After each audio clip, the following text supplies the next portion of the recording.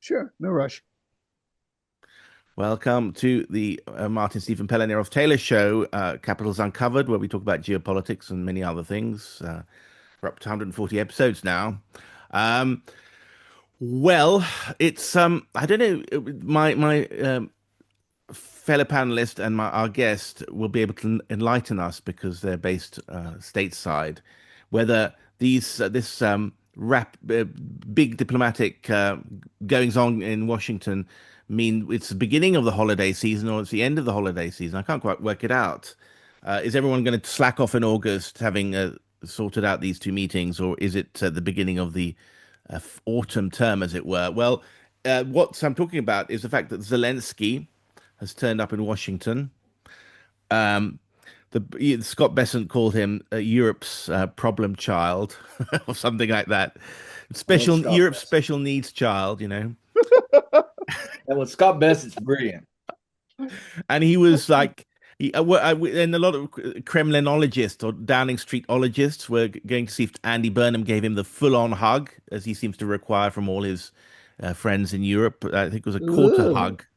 Anyway, we were talking yesterday. We'll put this show out tonight about how Burnham and co are likely going to be all in for Ukraine. But what about Trump? Is he going to be all in for Ukraine? What's Zelensky expecting, and what is Netanyahu expecting? There was an article in CNN which I might have a chance to read from in a moment, but I'll let the gentleman to my left and bottom sort this out first. But whether Netanyahu is going to prevail, he wants a long war with Iran, and Trump doesn't at the moment. But Zelensky and we never know what Tucker Carlson thinks that Trump is hypnotized, literally, or the Israeli intelligence has got some kind of thing that invisible gas or God knows what that they inject into Trump or put it in his face that makes him change his mind.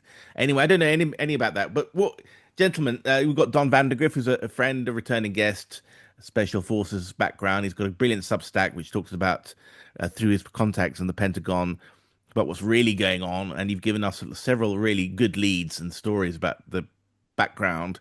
And of course, Martin Seif, my fellow panelist. Don, what do you reckon? What would you like to take up? Just give us Yeah. what your take on these visits are, and perhaps if you want, you can segue into sort of the larger story of the two wars. Let me correct you, and not as a bad way. I'm not former special operations. I'm a Army. I was a Marine listed infantryman and then a Army tanker. Ah, okay. So, I'm proud of it. Currently a military historian with 18 books and 150 articles and Substack, so forth. Okay. Uh, I'm still a supporter of Donald Trump. I'll remain so because I had one of my students who now works, he's a West Point graduate, but he was in my workshops and we meet every month. And he's always been a big MAGA Trump guy, but he's starting to sour on the war. And I said, look at the context compared to the previous administrations and understand that where I'm a for the Iran war, but where I'm against what I'm soured by myself is these pauses. Uh, I mean, the greatest generals in U.S. Army history, Washington, Grant, Sherman, Patton, never quit until it was done. And I know Trump's getting, he wants a peace deal, but he's not dealing with rational actors. He's dealing with a psychotic ideologist who, I had a person say, well, if they get a nuclear weapon, we can do like with the Soviet Union, mutual destruction. They don't care about that. As long as they get one missile to Tel Aviv or London or Paris or somewhere, and we totally wiped them off the map, they will still be successful. So with that, I hope Trump. The blockade is a great thing, and I'm still not for troops on the ground because it would just be a quagmire. It would give the Iranians total ability. Right now, Trump can continue the blockade, back off, and it will be forgotten about in the U.S. press. With Israel, I have a lot of good friends. A couple guys that are brothers that say we support Israel too much. But here's how I look at it. Uh, I'm neither anti-Semitic or pro Israel, even though I've got a lot of friends over there in the Israeli Defense Force. But if Israeli falls, that's the last blockade to the mass migration into Europe and the U.S. and they actually do it better with their Arab citizens than anybody else. So they're the bulwark against what's going on. Hmm. And you got to remember, Israel's not doing anything right now. If Iran makes the mistake of attacking them, even with one missile, they'll start striking again, and that would make the current destruction even worse. So the way I see it is they're trying to negotiate because they finally hit what I supported, which is infrastructure, power plants, roadways, and the people there are running out of water. That's not because of us. That's because of their own mismanagement over the last few decades. Electricity is being rationed, gasoline's being rationed, the inflation is off the map. So these people are in a hard way. The question remains: are the Kurds going to get involved, and are we going to be able to get them weapons? Because All if right. the I believe the Iranian people had weapons, they would do something. Right now, they don't, because it's a great example of why extreme left Democrats want to take all your arms away. Just look at Iran. With the Ukrainian war, I've never been a big supporter of mass weapons to Ukraine, but the way Trump's doing licensing, their ability to build and then sell them through NATO to them is a good plan. What I'm really impressed with the Ukrainian army is innovation and adaptability. They're using robotic and drones like you would never see before. They're taking their big disadvantage in manpower and initially in all categories of armament. They're evening that out. They're evening out. They're hitting the logistics of the Russian army, which has always been a weakness. Deep strikes against oil refineries and logistical centers and railroads with these drones. And they just had a combined arms attack, all done with robotics and AI. On a Russian position. So their innovations are incredible. They've actually leveled the playing field. The only reason I don't think the Russians will cave, it's not Putin, it's the people that surround Putin. They're very power hungry. They're very egotistical. I think if they weren't around Putin, I think Putin would settle for what he's got now and make a deal. But All right. I had a friend tell me that if Putin passed away, it would even get worse. Yeah. So what I'm for is studying everything the Ukrainians are doing to level the battlefield with their drone and their AI and their robotic technology. But again, in a summary, I hope Trump can. We need to settle this thing before the end of August because we have the midterms coming up in November, and this is a popular war with pro MAGA people, but with nobody else. And All right. not I just before I Go hand ahead. over to Martin, I just gonna say Right. just talk to you about Iran. I mean, but the thing is about Iran is that, or at least according to what's his name, the guy, the British former MI6 guy who's on a lot of the Yeah. podcasts, he says that Iran is only depending on desalination plants for 3% of its water. So if America hits those, I don't know about your claim that Iran's running out of water. Otherwise, maybe it is. But the It point is, is. You as can soon look it as up. It was a big documentary on it recently. okay, maybe, but I mean, the point is, if they touch those desalination plants, Iran will just knock out all the Gulf desalination plants, and they're so vulnerable. I mean, they have 100%. So it's a quid pro quo thing. And on your point about, I'm much more pessimistic about Ukraine's chances than you are. And now the Russians have practically closed the port of Odessa, which they could always have done because the Russians Ukraine has been hitting the oil refineries. So basically, Ukraine is a landlocked country. The Russians could always have done that, but they refrained from doing so. So Ukraine is screwed in that regard. But Martin, what's your take on all this? I'm both cautious and pessimistic, Pele. I would love to agree with my dear friend Don because the picture Don presents, and you know your stuff, and it's very convincing.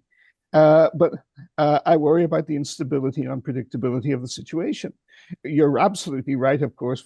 We and the Israelis want the Kurds to rise up. I don't believe they will, because they saw what happened to the native rising in Iran at the beginning of the year. First point. Second point, even if they do, that will not just mobilize the rest of the Iranian population against them, it will also mobilize Turkey against them.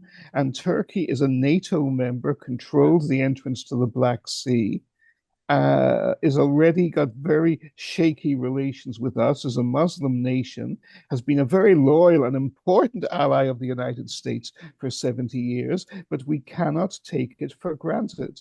I know Turkey very well. I have to admit my personal bias. I have Turkish friends, and all my visits there have been extremely personally happy and productive ones.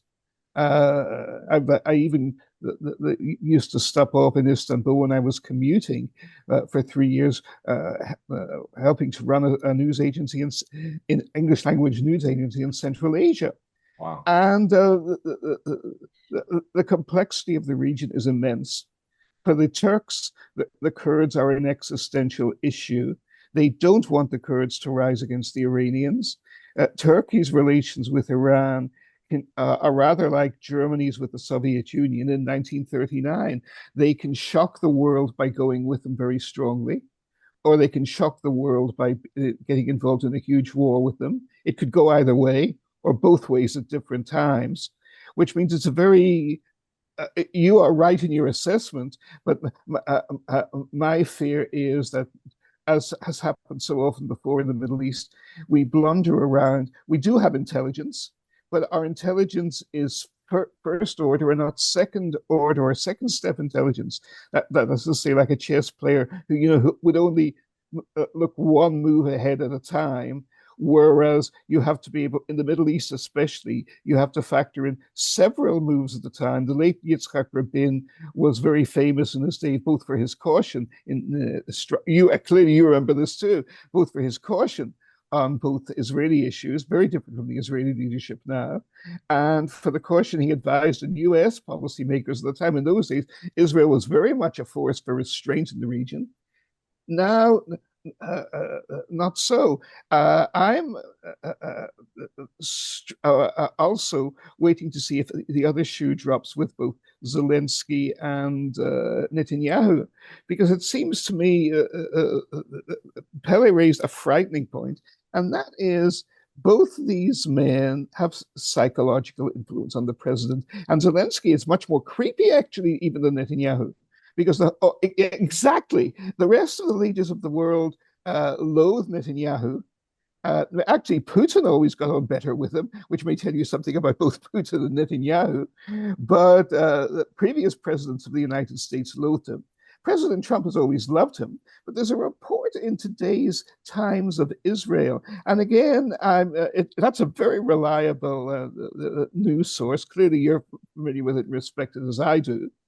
But I'm not sure what to make of this report, because it says that there is a nervousness on the part of Israeli policymakers, not just Mr. Netanyahu, but his Minister of Defense, Israel Katz, who's a hardliner, but also a very formidable and able man. I'm not an admirer of the policies of Mr. Katz, but he's not a man to take lightly or to sneer at. He's not a lightweight. He's a serious man. He's a heavy hitter. And they are concerned that Netanyahu has lost his influence with the president. And I think a major reason why he's going, apart from attending Senator Graham's funeral, Lindsey Graham's funeral, is also to try and reestablish that strange, intense relationship that he has with the president, which I think is very bad for both men. Because Netanyahu in previous governments was much more cautious than he is now in his old age, and with the hardline nationalists behind him, and he's been nothing but reckless and ruthless, as we especially see in Gaza over the past 4 years. And President Trump has always been a restraining influence and cautious. He was the one who stopped the mass slaughter in Gaza, and also ended the very serious, steady drain of Israeli military lives in Gaza. They're still losing people, of course, in Gaza and Lebanon. It's still very much a drain on them, but it's much less than it was before. So they have reasons for the ceasefire too. But in the past, I'm very struck by the Scott Besson point. I don't believe in this gas business at all. I think that's just nonsense. But what I do believe, and I've experienced it in my own life and observed it in others, and I'm sure you have too, Don, is the phenomenon of the third person. and in a way, when we get together, even by email, we kind of cut loose. And Mm. you and I, Pele, we're different together than we are when we're tackling people or issues separately. And when Netanyahu and Trump get together, there is this psychological phenomenon of they create a third person. They become much more macho and risk taking and less risk averse and even outrageous and bold. And very often this gets major results for them in the short term. Mm. But it's like betting big on the casinos in Vegas. Or down the road from us in Atlantic City, which for some strange reason my family restrained me from going to too often.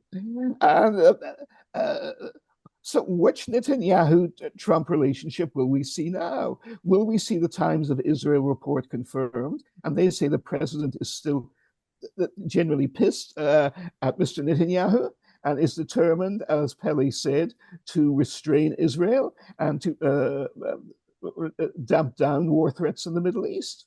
Or shall we see a return to the regular pattern with them? And I think the latter is more likely, and for another reason, because in Mr. Zelensky's case, you made, I think, a very key point that people will dismiss as color, but I think is hugely important, Pele. This creepy Zelensky. I mean, who would want to have, if you were gay or if you were a lady, who would want to score with Zelensky? He's a creep. He's a creepy little creep. Well, if you know his background, it was creepy too. Exactly. But the thing is, and he hugs people, and he has the whole European Union at his beck and call. Germany and even the deep state in Britain are not telling him what to do. He demands what he wants from them, and they give it to him. He comes to Congress, and I was there. And it was really like Hitler addressing the Reichstag. Everybody lost their souls. Everybody lost their minds. Nancy Pelosi, the Speaker of the House of Representatives, the pinnacle of American popular elected democracy, or at least as the founding fathers, heaven help them, saw it. The successor of so many eminent figures in that position, the longest serving speaker in history. And she said, it was like listening to Winston Churchill or Abraham Lincoln. Now, this is a little creep. I wouldn't want him to hug me. God knows what it would do to me. At the very least, I'd get Epstein-Barr syndrome. At the very least, I'd be bitten by his fleas, and God knows what that would give me. And he hugs everybody. I bet he don't hug Trump. No, I believe my old friend, a simple sporting bet. We can even keep it to a humble dollar, difficult as that is for me. He will hug Trump. Wow. Because that's the way he infects him. That's the way he gets the mind. It's not gas in the face. It's like the way vampires operate. Ooh, Yeah. I am Svengali. You will sing beautifully now at Carnegie Hall for the next hour before you become a cackling hag again. And that's the president of Ukraine. And this is not a joke. Exactly. This is not a joke. Exactly. I mean, it's interesting, Don. But we have you're more optimistic on the Middle East than I am. I hope you're right, very much for all the obvious reasons. But what is depressing and frightening to me is how much we agree on Zelensky. Oh yeah, exactly. I'm proud to say I'm one of the few people that wasn't taken over by him because I know I've been. I know. Go on. Why not? Why was this? Because I know the history of Ukraine. I know his history. I take the time to study like you guys do. I take a lot of time to study everybody that I'm going to analyze for strategic and military reasons. And I was never sold over by him based on what I know, based on the history and the Ukrainian history. Now, I'm not for the Russians at all, but like I said, I like the way Trump's at least not giving them a whole big lot, even though the Congress tries to sneak that in there. Yes. But I still can admire someone for their innovation, the way the Ukrainians are using their drones and their robot tanks and so forth. But yeah, I've never been won over by Zelensky, and I thought Trump's kind of held it the same way. I just say something that I think, Marty, you sent me an email yesterday. I don't know if do you think it's propaganda, Russian propaganda, or any? I don't know, but I mean, I just before I go into that, one of the most interesting documentaries I watched in the last year or so was a documentary. God, I can't even find it now, but it seemed plausible, and it featured Andrew Bridgen, who's one of the most independent-minded British commentators. He used to be Tory MP, very strong on COVID, I think, and very strong on deep state activities. And he claims he was in the documentary. I'll try and find it and link to it. But basically, the claim was that these rent boys that Starmer was kind of apparently involved with. I'm not sure. Nobody's really sure what happened there because they set fire to his former property and the media kind of hushed it up. But to what extent there's a kind of gigantic sex trafficking ring? Because Bridgen claimed, and this documentary claimed, that the Ukrainian intelligence was sending rent boys into Europe. Three-letter agencies in Europe were profiting from this as a financial thing, but also a massive blackmail thing. I mean, we talk about Putin, the KGB master, and Russian intelligence, but I mean, the Ukrainian intelligence is a branch of the old KGB, right? You know, so I mean, basically, they've taken over us, and nobody even talks about it. You know, so they're probably doing all the tricks in the book. And I know there's a scandal involving a security official in Sweden. He was taken over. He was there was some kind of sex trafficking, blackmail with young men, and he had to leave or something. I can't remember. And then you've got this claims that Starmer may be involved, and then there's this claim that Lindsey Graham, of course, died. Have we ascertained yet whether he died in Ukraine or in Washington? I mean, there should be some proof of it. If he died in Washington, there'll be 9/11 calls. There'll be pictures of his body There lying were. in. There are now, of course, there are conspiracies. There are, as John and I especially know, because we talk about this how Right, many years now. There are conspiracies that were all too real. There are conspiracies that are obviously right. absurd. There are conspiracies that you wonder about that sound Yeah, absurd and yeah, yeah. probably are, but who knows? In this case, all the available, and correct me if here, Dawn, because I want your input on this. Everything I have heard suggests to me very much he died at home. Yeah, he did. Now, He yeah, died at home, but maybe what occurred, just like weapons of evolution, weapons advancement, the ability to kill someone with some kind of substance that's delayed 24 hours is Right. certainly I possible. didn't even think of that. You're right. Exactly. Yeah, sure. Exactly. But if The the one, theory of oh, this sorry, go video on. that Yes. you sent, sorry, was that the Israelis I didn't decided to kill believe the him. video exactly, but Yeah, go on. the Israelis to try killed him because he was the Russians gathered compromat on him after his latest visit to Oh, Kiev. that's absurd. Okay, so And you not don't think that. just that, I haven't looked into the detail of it, but the video claims to come from an ultra right wing independent station, Right. which is so Okay. ultra right wing in Israel, even the Right. Netanyahu government wants nothing to Right. do with it, never has. Right. Aretz Sheva, Yeah. Station 7, Okay. and they're But crackpots. But the point, they're very influential crackpots among the right wing in Israel, but they are not the Israeli government, but they right. are enormously ultra right wing. But the point is, they loved Lindsey Graham. I Mm. don't believe it came from them. I Me don't either, believe it came because from an Israeli source. I believe this is some kind, it could be Russian. It could be, I think it's much more likely to be just an American Jew hating anti Semitic source. Right. But the idea that any ultra right, I'm a lifelong, bitter, strong critic of Lindsey Graham. me too. Exactly, and you and I both know for the same reasons. Even when he supports causes that, in theory, I would support, and most of his causes I find repulsive, Me too. just repulsive, and I find him a hypocrite, a repulsive creature. And I'm on the record as saying as writing this. And the thing was, he was totally in the corner of Zelensky. He was totally in the corner of Mr. Netanyahu and Mr. Katz and the Israeli government Mm. and of the Mossad. All of those people would be much more likely to provide him with an unlimited supply of rent Right. boys. And none of them wanted him gone. He's a Right. huge loss to them. Yeah. Okay.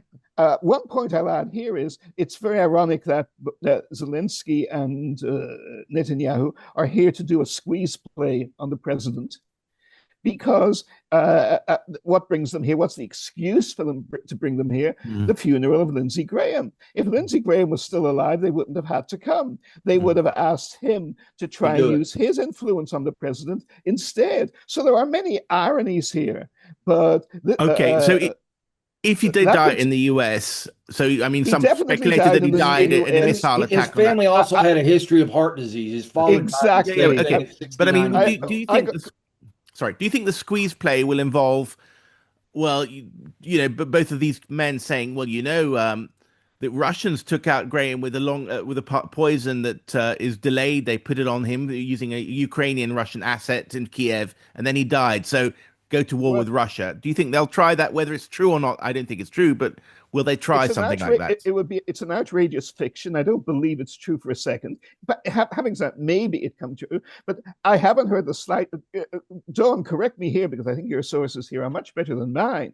And sometimes we overlap with the same people. But I have not heard the slightest hint from any of our own military or intel Right, people, current or former, that Same there's here. that there is any such suspicion. The suspicions that are going around is that when he came back, he was celebrating his return with another rent boy, and this is right, a rumor, but it circulates already. And he had a heart attack. But right. as Don said, he had a record of heart problems, and B, he's a 70-year-old man jetting around the world wildly. Stressed. And he was a hyper energetic SOB as well, a very energetic, forceful fellow. And the heart attacks happen to people. Okay, His dad died of the very same thing, and it's a major issue. okay. I didn't even know that, but again, as far as I'm concerned, that closely nails it. I mean, as with President Franklin Roosevelt's death, his father, he died of almost exactly the same causes that his father had done before him, and he had been a dying man for a year. FDR had been a dying man for a year and a half before he passed away. Far from being killed, his cardiologist, Dr. Howard Bruin, was one of the great heroes as you know, of the war because he kept the president alive so long when nobody else expected he could last so long. So I think I agree with you, John. I think this was either an act of God or just an act of inevitable nature or both. Okay, gents. I mean, we've got 5 minutes left. I'll try and put this Go out on. immediately so that people will be watching this as. Sure, sure. So we've got these two men meeting. We've got the funeral of Lindsey Graham. What will it lead to? Do you think it'll lead to escalation now? Do you think is this the beginning of the holidays in the US political system? So August will be dead politically, and so they're setting up their positions for the midterms or come September, or are they going to be working through August? Well, start with you, Marty. Actually, I think John knows more about Okay, Don, you these start. things Yeah. than me. You go I ahead.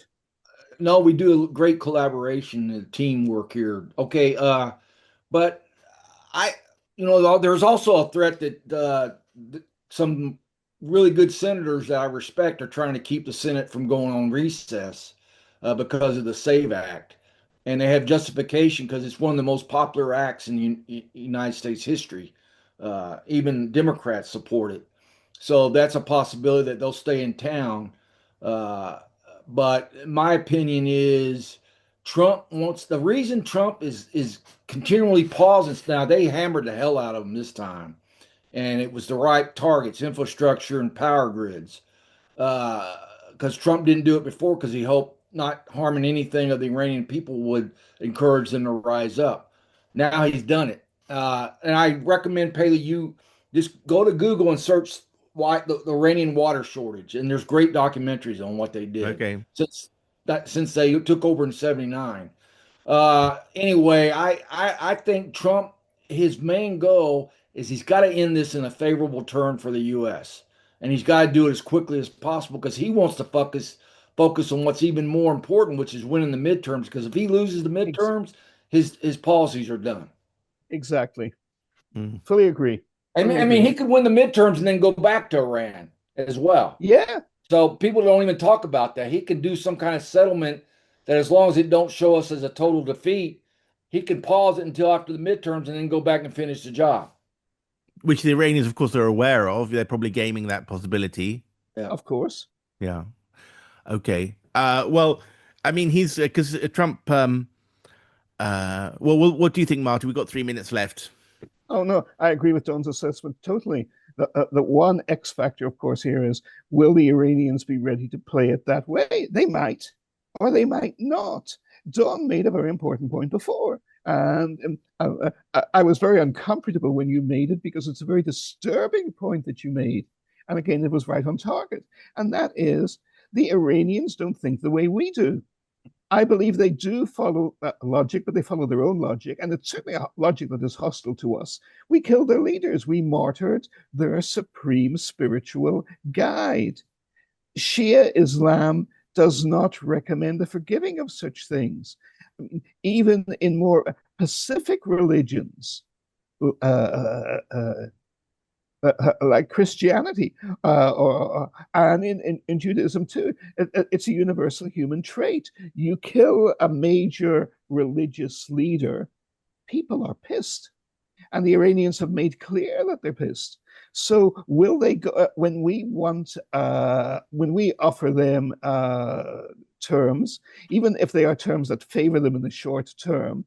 If they need those terms, I think they're pragmatic enough to take them, but maybe they're not. And they're certainly capable of pretending to accept those terms and then turning around, not doing it. And I mean, we've done that kind of behavior all the time. The Russians are accusing us right now, and they have cause to, of playing the same game we did over the Minsk Accords after 2014.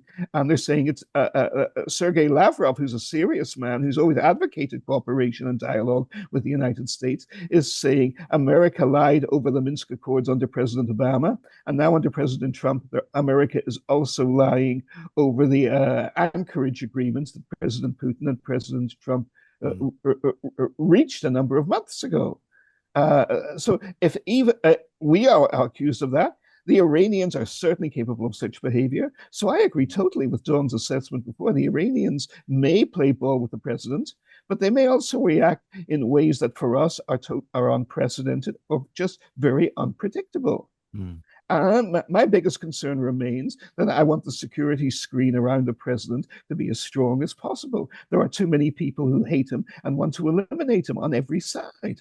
Yeah, and I don't want to see that. And I know you don't either, Don. Exactly. No, I'm a Trump supporter. I'm not going to hide it. I don't like everything he does, but when I look, what I've explained to my students, when you look at the collective view, the holistic view of all the previous administrations, he's gotten more done for the American people than before Reagan and before Carter. So I agree. I completely agree with you, man.